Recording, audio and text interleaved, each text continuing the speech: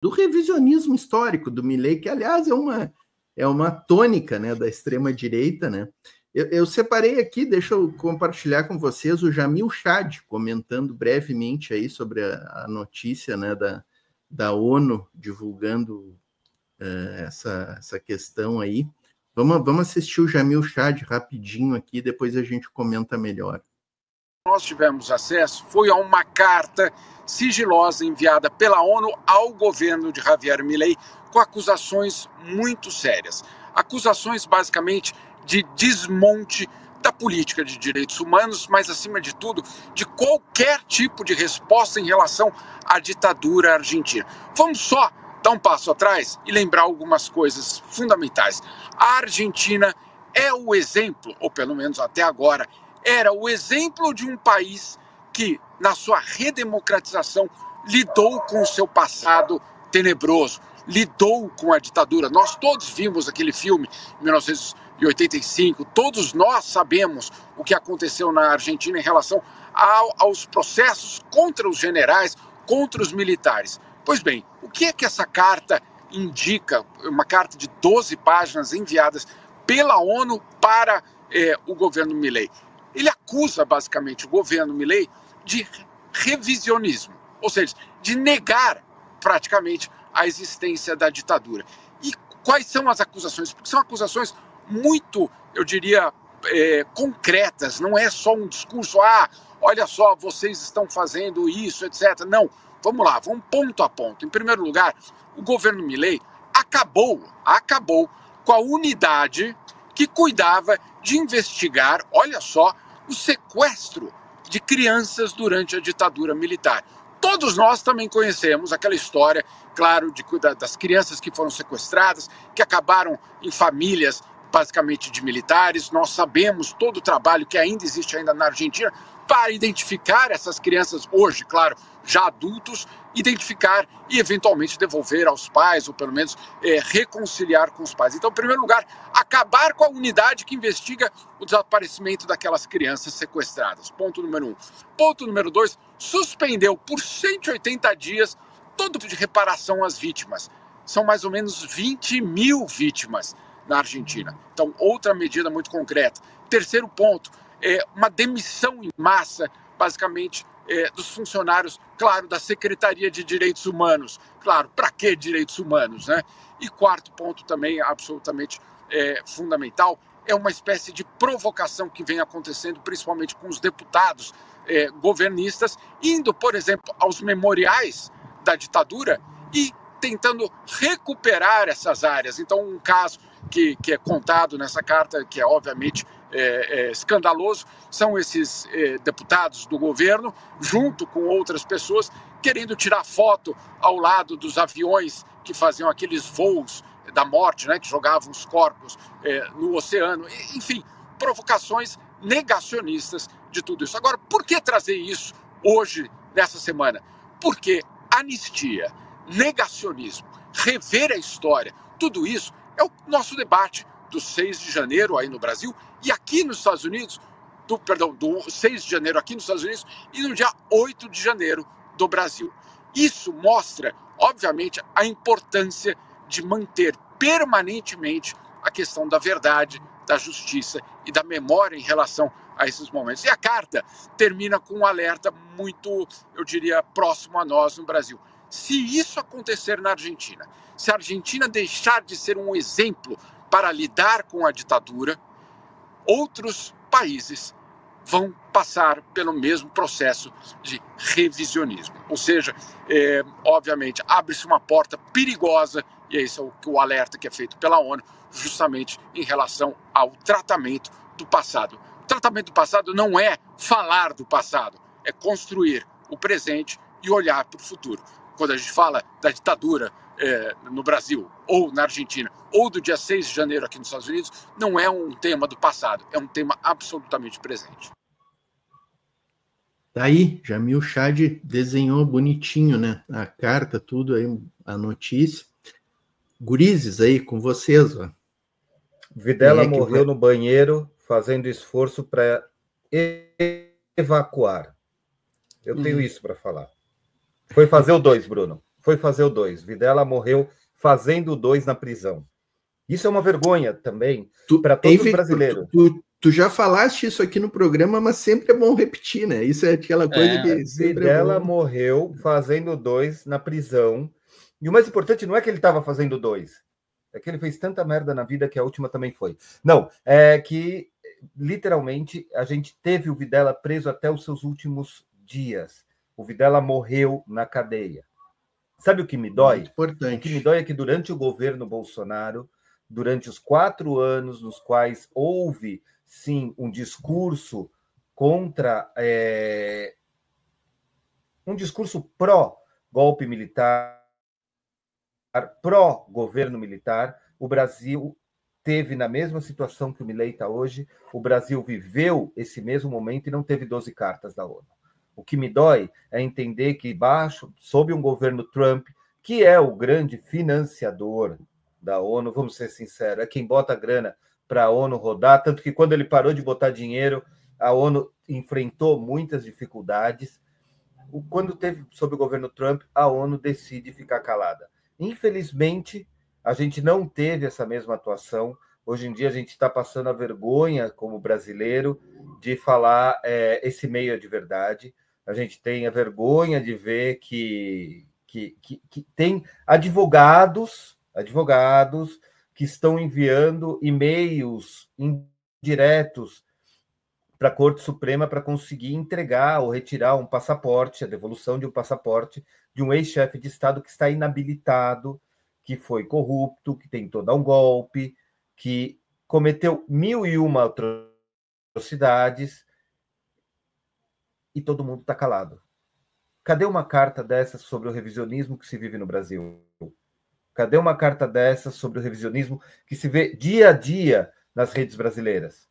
É muito triste ver que, infelizmente, foi necessário que a Argentina começasse a dar esses passos, porque eles foram um grande exemplo para ver que a ONU mexe um pouquinho, manda uma carta. Luiz, Bruno. Pois é. Eu vou dar de chato agora.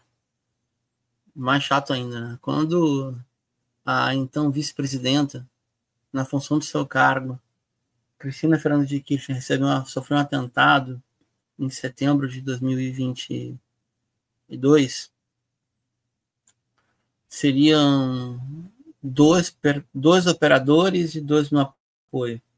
Mas o financiador estaria diretamente vinculado a um ex-deputado que é do grupo político de Patrícia Bullrich. Tá? O que aconteceu com os telefones celulares dos presos por tentar matar a Cristina Fernandes de Kirchner na função de vice-presidente? Os telefones foram resetados, foram apagados.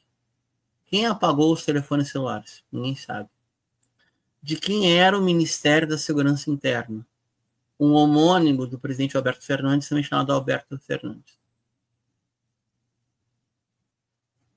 Então, de novo, eu repito, se o ministro da Segurança Interna tivesse punido Patrícia Bullrich, pelo menos por conspiração, talvez hoje Milei não seria presidente. Agora, se a proposta foi deixe estar para ver como é que fica, eu vou seguir denunciando eternamente que o fascismo é fascista, que o capitalismo é capitalista e que o oligarca é oligárquico, e aí não adianta nada. Aí realmente é isso que eu não entendo. Fala-se tanto de exercício de poder, realpolitik, pragmatismo, e quando tem que exercer a realpolitik, não exerce. Isso realmente eu não entendo. Para não pipocar, tá? O ministro da Casa Civil de Lula 3. O Luiz, me ajuda aí. Eu sempre confundo Rui Costa. É Rui Costa, né? Rui Costa. O governador da Bahia. Sucedâneo de Jacques Wagner. Eleito e reeleito, Rui eleito e reeleito. Ah, mas o comandante da PM deixou matar o capitão Adriano. Deixou matar, mano? Por que o governador não foi lá e negociou a rendição a ele pessoalmente? Porque Adriano, matador da Nóbrega, tinha 3 telefones celulares. Os telefones sumiram, Luiz. Sumiram, Victor. E esses telefones possivelmente tinham as relações de Fabrício Queiroz com a família. A tomada de decisão, eu insisto com isso. Eu não quero jogar contra a nossa profissão, mas ela é tão ou mais importante do que os discursos a respeito do ato de governo. Se não tiver um ato de governo, não tem o que o Victor relatar.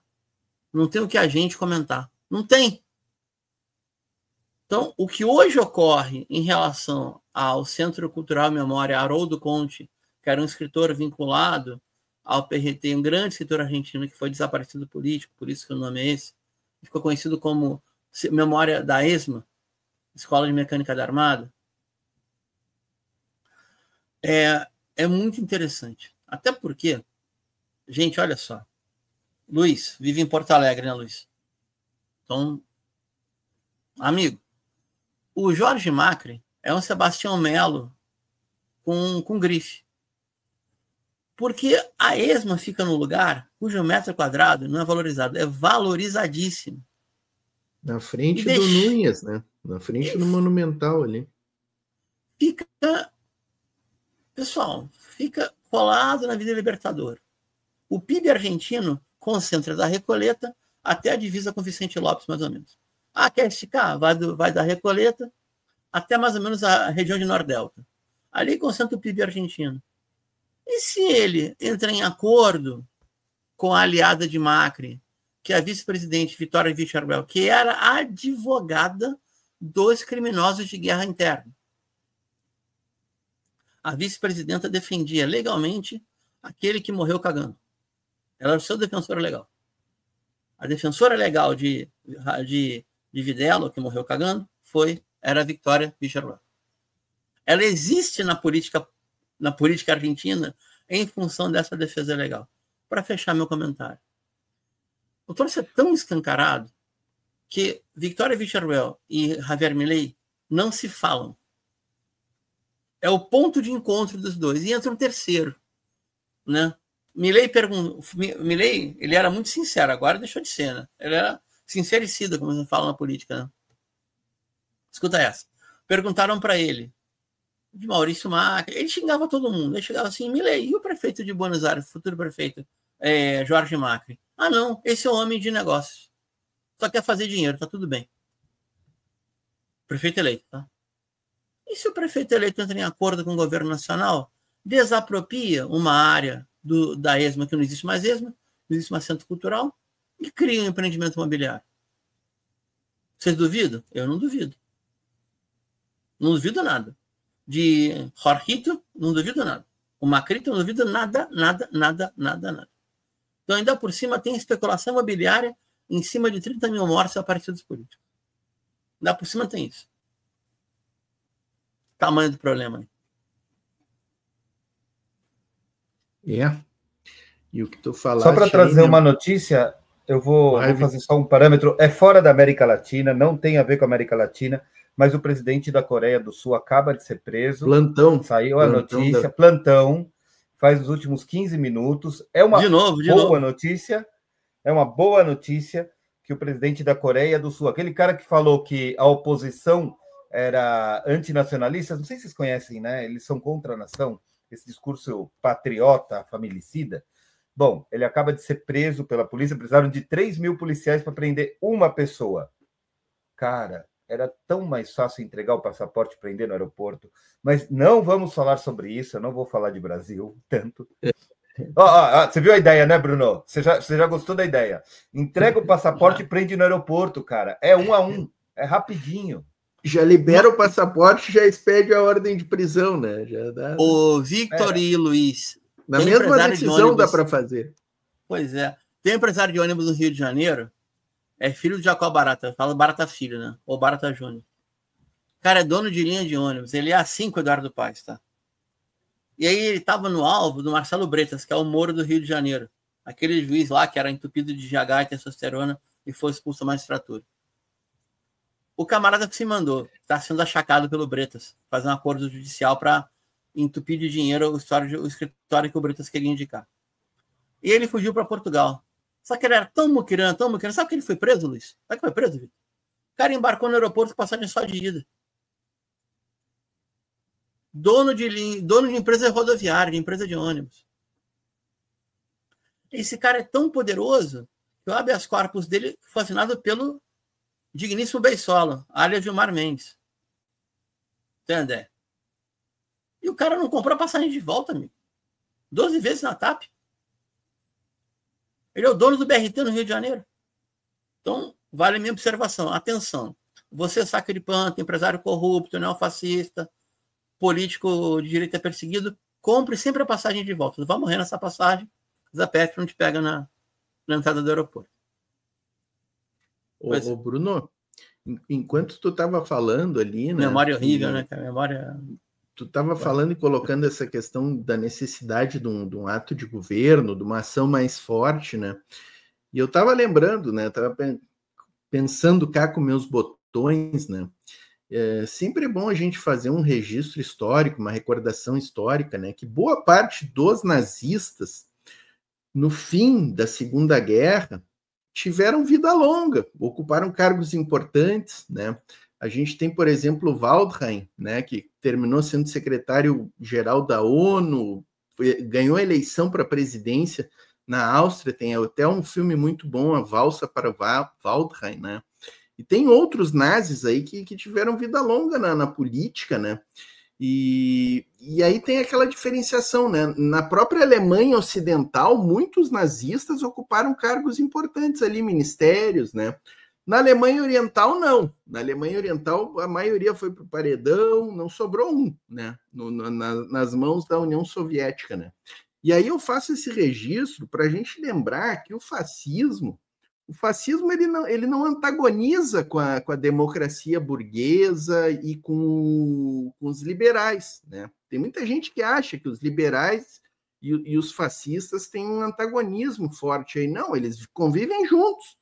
Inclusive, o fascismo é a válvula de escape do liberalismo, né? Do sistema capitalista, né?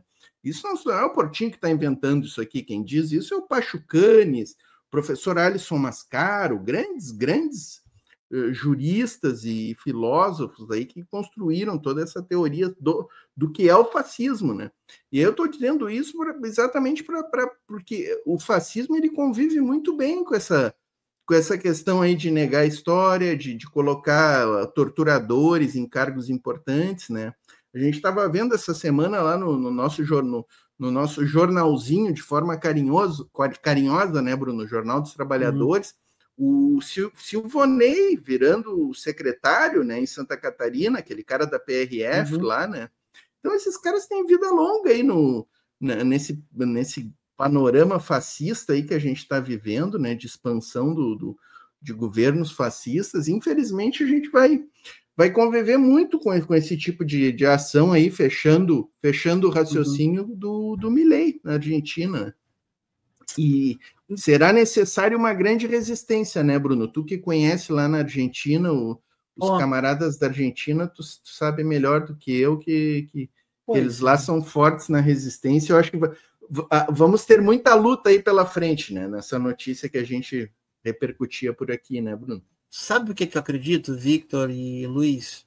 Que por ser talvez uma área de interesse e de convergência de interesses do grupo político executivo de Milei, do projeto político da Victoria Villarruel, que é sua vice-presidente, e possivelmente até de um ato imobiliário, de uma ação de especulação imobiliária por parte do PRO, eles arriscaram demais, sabe?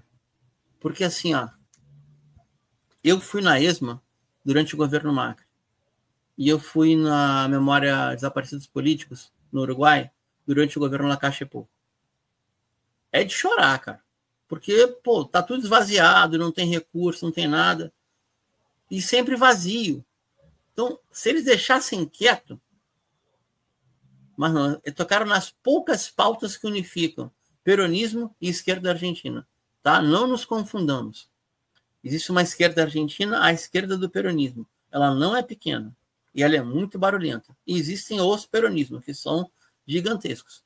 Eles conseguiram tocar nas poucas pautas que unificam esses setores, inclusive no setor da UCR, União Cívica Radical, que não é de confiança, mas que quando vem, toca no Alfonsin, eles pulam. E tocar na ESMA, tocar no Alfonsin. Era meu comentário final.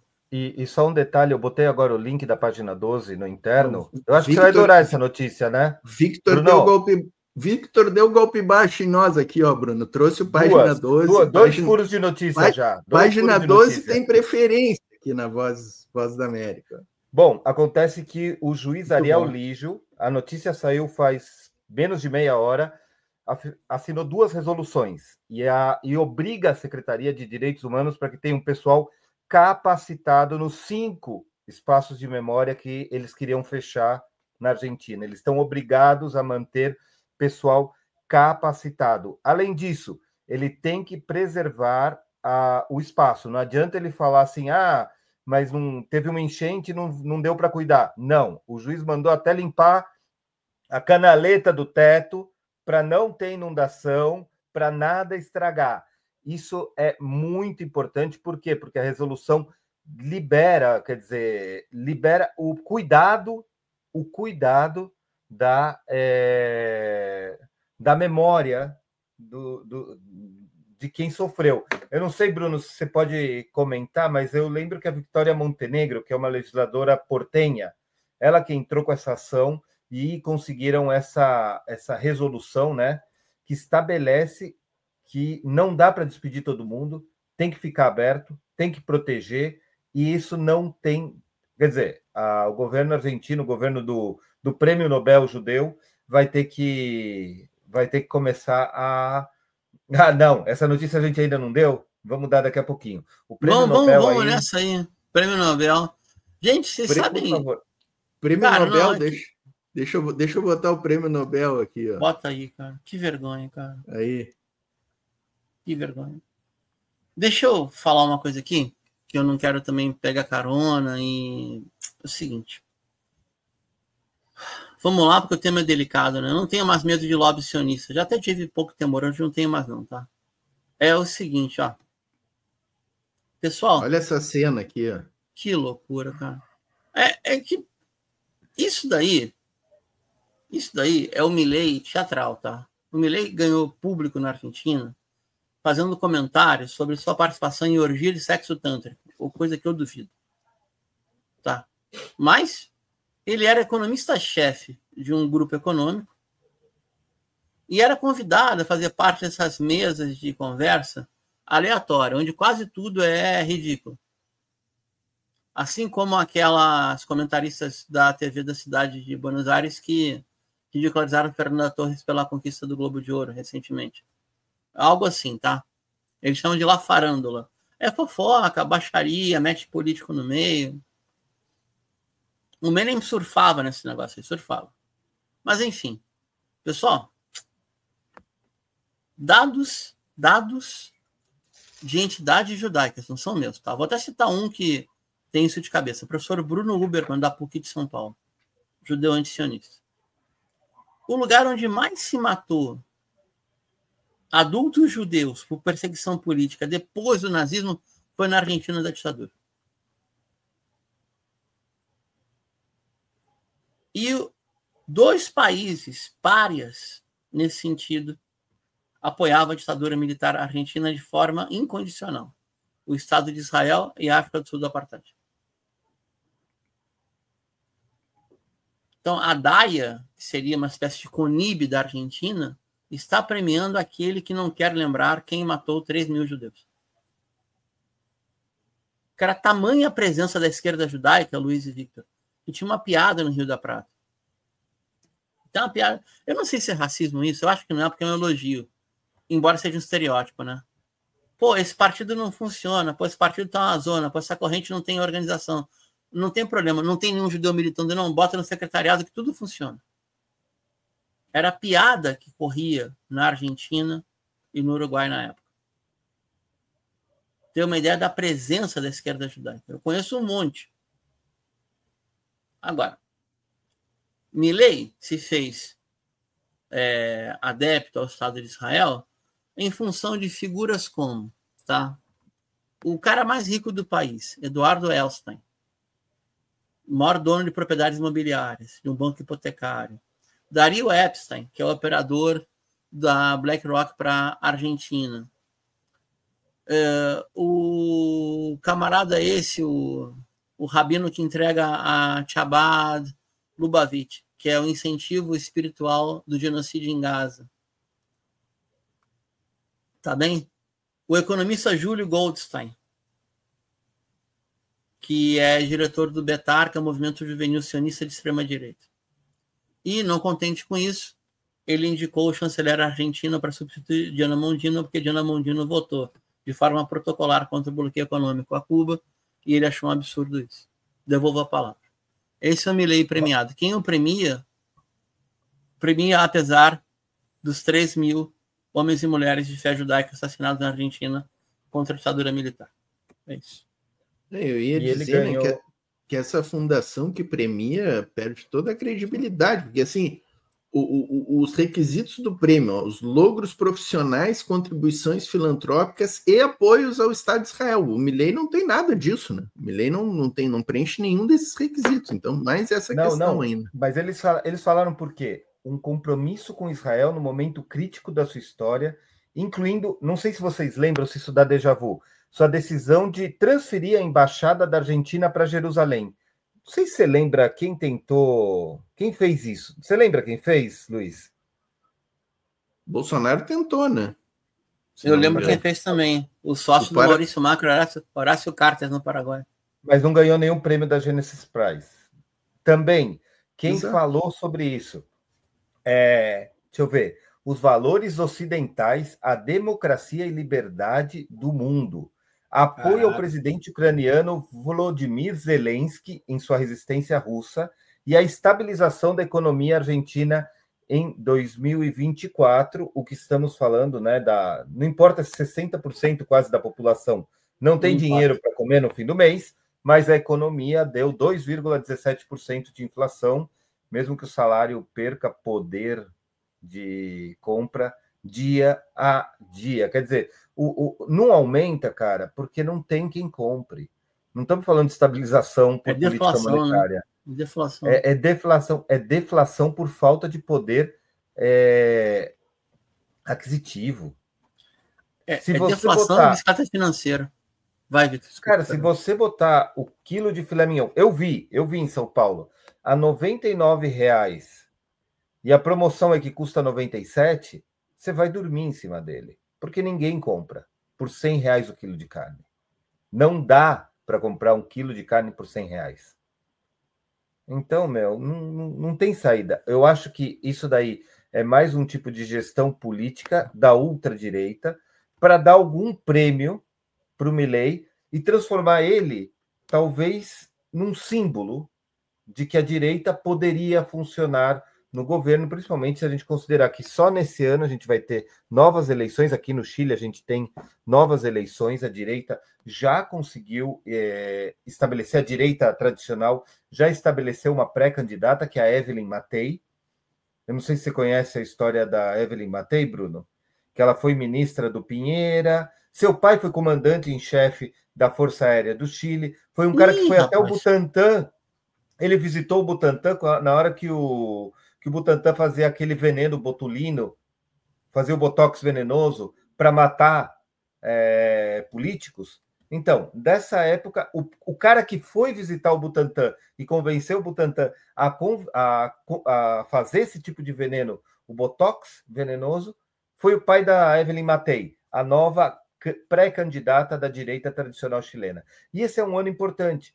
Ter o Milei premiado, ter uma estabilização na inflação, não importa o motivo, é importante para a direita.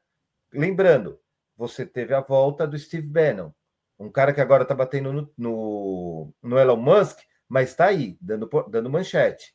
Você tem o Trump de volta. Você tem a Dina Boluarte falando que operou a cara, mas não ficou nem um minuto desacordada, segundo o advogado dela. Você tem... Sim, eu juro, foi esse argumento para ela não ter falhado com a Constituição. Falou que operou o nariz, 40 minutos de operação no nariz e não deixaram ela desacordada. Vai ser a primeira mulher do mundo, a primeira pessoa do mundo que opera o nariz acordada. Eu operei, então eu sei que você dorme pra caramba.